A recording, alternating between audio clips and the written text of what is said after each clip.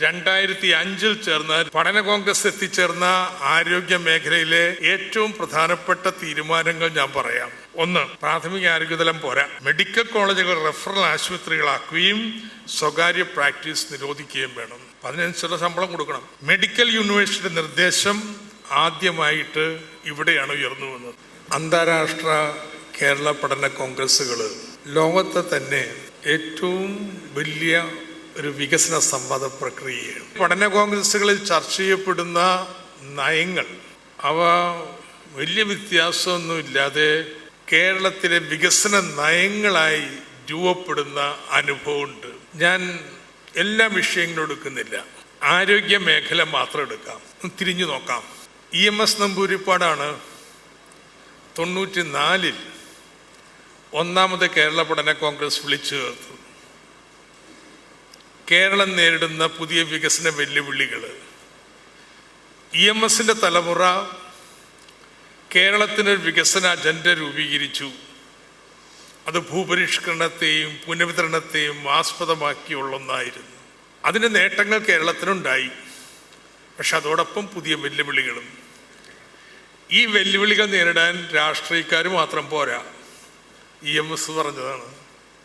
അന്ന് വേറെ നിവൃത്തിയില്ല. EMSന്റെ യുവകാലത്ത് അവരുണ്ടായിരുന്നുള്ളൂ. ഇന്നങ്ങനെയല്ല. ഓരോ മേഖലയിലും വിദഗ്ധരുണ്ട്, പണ്ഡിതരുണ്ട്. അവരെയൊക്കെ പങ്കാളികളാക്കണം.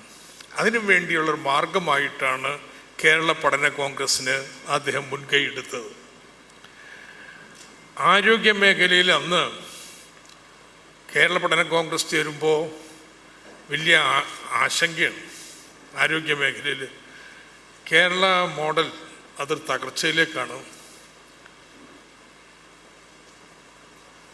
ആദ്യത്തെ പഠനം സെൻറ്റർ ഫോർ ഡെവലപ്മെൻറ്റ് സ്റ്റഡീസിൻ്റെ പോവർട്ടി അൺഎംപ്ലോയ്മെൻറ്റ് ഡെവലപ്മെൻറ്റ് പോളിസി 78. അതിൻ്റെ തുടർച്ചയായിട്ട് ഡോക്ടർ CR സോമനും പ്രൊഫസർ PJ പണിക്കരും കൂടി തയ്യാറാക്കിയ ഹെൽത്ത് സ്റ്റാറ്റസ് ഓഫ് കേരള എന്ന ഗ്രന്ഥം,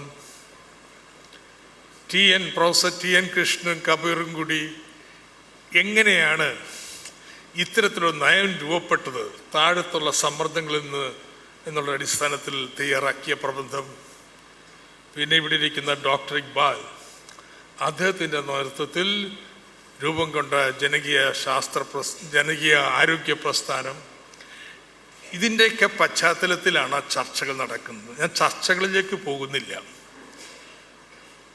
എത്തിച്ചേർന്ന നിഗമനം വളരെ കൃത്യമായി പറഞ്ഞാൽ, കേരളത്തിൻ്റെ ആരോഗ്യം എന്നാൽ ഡോക്ടർ പ്ലസ് മരുന്നല്ല. ഡോക്ടർ പ്ലസ് മരുന്ന് പ്ലസ് സ്ത്രീ വിദ്യാഭ്യാസം പ്ലസ് നല്ല ഭക്ഷണം, വെള്ളം, ശുചിത്വം, അപ്പോഴാരോഗ്യം ഉണ്ടാവുന്നത്. ഇങ്ങനൊരു സമഗ്ര സമീപനം കൈക്കൊള്ളാൻ എന്തു വേണം?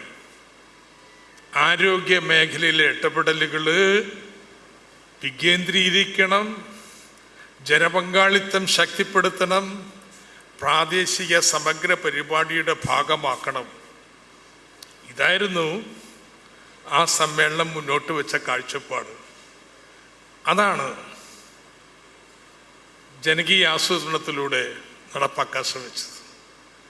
ഇതിൻ്റെ അനുഭവങ്ങളാണ് 2005 ചേർന്ന രണ്ടാം കേരള പഠന കോൺഗ്രസ് പരിശോധിച്ചത്. ആ പരിശോധന ഫലമായിട്ട് അന്ന് പഠന കോൺഗ്രസ് എത്തിച്ചേർന്ന ആരോഗ്യ മേഖലയിലെ ഏറ്റവും പ്രധാനപ്പെട്ട തീരുമാനങ്ങൾ ഞാൻ പറയാം.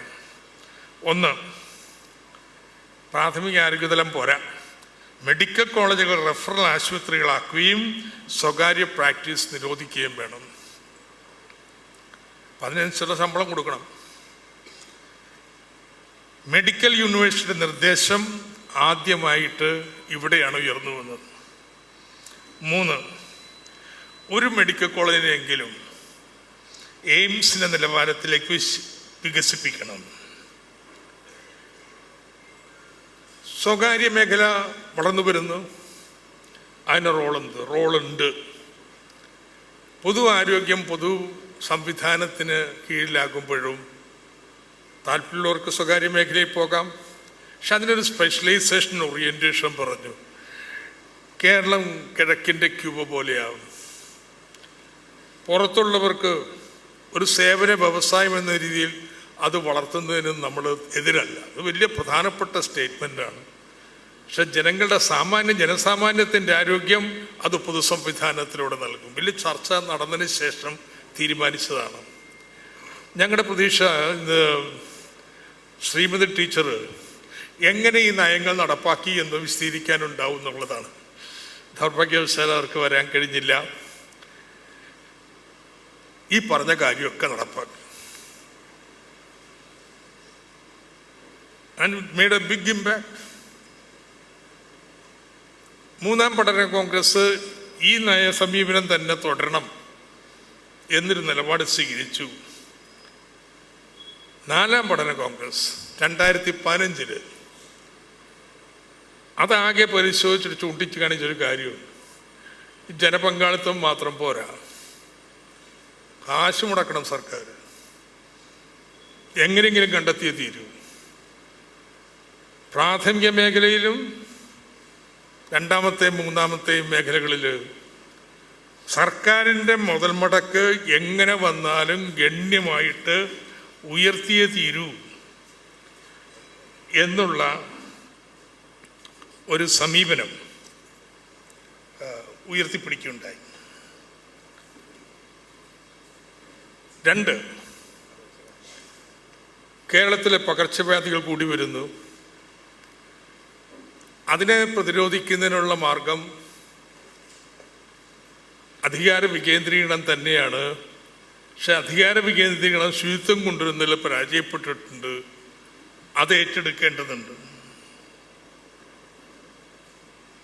മൂന്നാമത്തത്, പ്രായം ചെന്നവരുടെ എണ്ണം വർദ്ധിക്കുന്നു. ഒരു കാലത്ത് കുട്ടികളുടെ എണ്ണം വർദ്ധിക്കുന്ന കാലത്താണ് നമ്മുടെ ആരോഗ്യ മേഖല രൂപം കൊണ്ടത്. ഇന്നിപ്പോൾ ഡെമോഗ്രാഫിക് ട്രാൻസിഷൻ്റെ ഒരു പുതിയ ഘട്ടത്തിലാണ് നമ്മൾ. അതനുസരിച്ച് ആരോഗ്യ മേഖലയെ പുനഃസംഘടിപ്പിക്കേണ്ടതുണ്ട്. പിന്നെ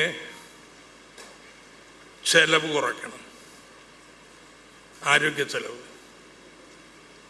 ചെലവ് കുറയ്ക്കുന്നതിന് ഒരു മാർഗം പൊതുമേഖലയെ ശക്തിപ്പെടുത്തുക തന്നെയാണ്.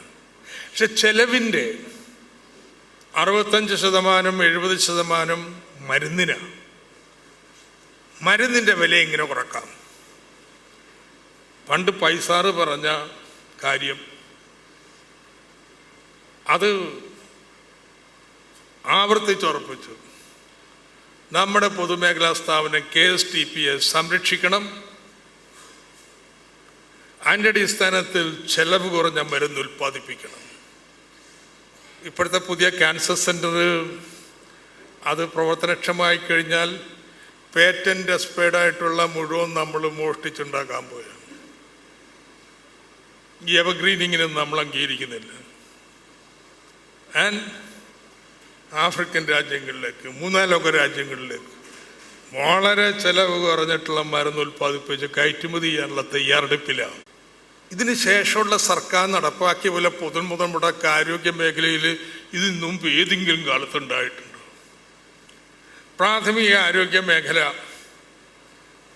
കുടുംബാരോഗ്യ കേന്ദ്രങ്ങളായിട്ട് മാറുന്നു.